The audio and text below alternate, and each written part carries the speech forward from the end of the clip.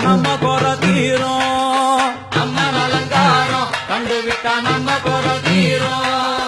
அம்மனுக்கு விரதம் ஆதி முதல் இன்று வரை வழக்கம். அம்மனுக்கு விரதம் ஆதி முதல் இன்று வரை வழக்கம். சமயபுரத்தில் நம்மை வாழ வைக்க மாறியும் விரதம் கொண்டாளே மாறி அம்மன் அலங்காரம்